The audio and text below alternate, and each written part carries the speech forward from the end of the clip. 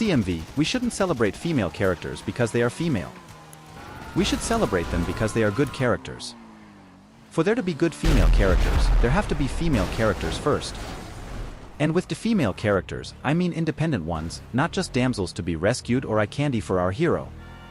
An increase in female characters will always lead to many badly written female characters, because there will always be badly written characters. But think about it in the opposite way. Have you ever thought about a badly written male character and thought to yourself, "It's so typical, they just put male characters in this because males are the dominant sex in positions of power, this character is bad, but they just had to be male, hadn't they?" I'm pretty sure you didn't. In the other hand, you do think the same about female characters. Why is that? Because you, and many people, that's why it's a topic at all, have an inherent bias and just assume a man as a default. Why do they have to be female if they could just be normal? Seems harsh, but isn't that how this goes? Male bad characters just get to be bad characters. Nobody is commenting on their maleness, but if they are female, that is important now? That doesn't make any sense. The goal is to normalize female lead characters, because right now, that isn't the case. If it was just as normal to have a female lead than a male lead, which, given that the human population is 50% female, should somewhat be the case in an equal society, we wouldn't have this topic. But because it is still so uncommon, directors get praise for breaking this mold. Once it is just as normal to have a female character than a male one, nobody will get points for doing what is considered normal. But until it is normal, it is abnormal. And while it is abnormal, people get praise for stepping outside of the normal into the direction of a desirable goal, equality.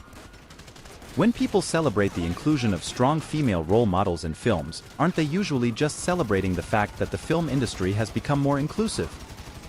For a long time the film industry wasn't inclusive, now it is, and some people are glad.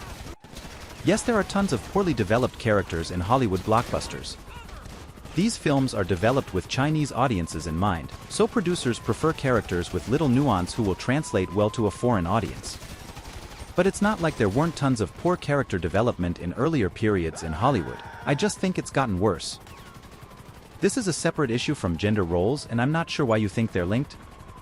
Anyway, today we have a lot of poorly developed strong central characters of both genders and various races in our Hollywood films.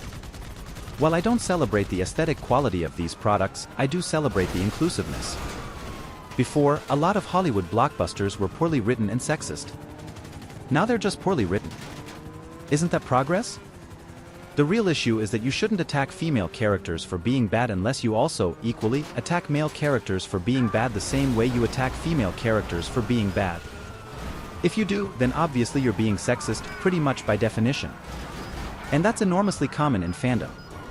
People let Luke or Anakin or Batman or insert thousands of unrealistically competent male characters here, being a Gary Stu slide, or make apologist excuses for them and even make up huge amounts of headcanon to explain why obviously there's a reason why they are competent. But not only do they refuse to make up such excuses even when more justified, they go so far as to make up headcanon to attack Rey even though she has more reason to actually be competent than either Luke or Anakin or Batman. When pretty much someone's only complaint about female characters is that they are unrealistically competent, while not having a similar complaint against unrealistically competent male characters, then yes. Those neckbeards are being sexist. If that's not you, and the shoe doesn't fit, don't wear it. But don't pretend that those kinds of fans don't exist, because they are hugely common. I actually don't have a problem with Captain Marvel as she's portrayed in the movies. Yes, a lot of promotion of the movie was based around she's a strong superwoman so you must like her, but I think the movies did a good job of making sure she stayed realistic to the character and didn't do impossible things just because she's a woman. Her powers came from an Infinity Stone, she's supposed to be very powerful. But the movies did a good job of showing she was flawed. She got outsmarted by Thanos, leading to her getting punched across the stage in Endgame. I also don't really have a problem with Rey, other than the fact that I find Star Wars in general to be pretty bad. I don't believe that audiences who complain about characters like Captain Marvel and Rey are sexist. Those characters are Mary Sue shit characters. I don't see any complaining about popular strong women in media like Leia from the OT, Brienne, Arya Stark, Daenerys, before Season 8 at least, and Cersei, Ripley from Aliens, and the list goes on. Reactionaries have constantly complained about how the past is better than the present. If you ask a conservative today what is the best time period the US have lived, they would say the estimate is about in the 1960s or 1950s. But when you ask conservatives in the 60s or 50s the same question, they would answer somewhere a few decades back, maybe in the first 2 decades of the 1900s. My point is that reactionaries will always try to justify why the past is better than the present without any regards to the progress being made and only conceding whenever there's an overwhelming proof of their wrongness. As for your main point, I would say that it's pretty dumb because females have historically been discriminated upon in the workplace, and thus it's an achievement if they see some representation in the industry. It's as simple as that. If 100x and 0y have been the norm for centuries, then suddenly 1y manages to be represented, it indicates that something has changed that allowed y to finally be able to be included in that particular subject. Also, an argument like, just be colorblind would literally equate to not giving a fuck about black slaves because why do you care that slaves are black lol they're equal as whites level of bullshit.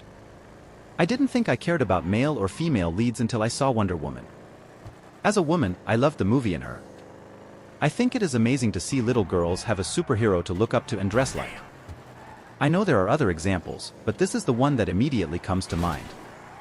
That being said, I also love characters like Iron Man and Batman, but for women to have a solid superhero is really cool.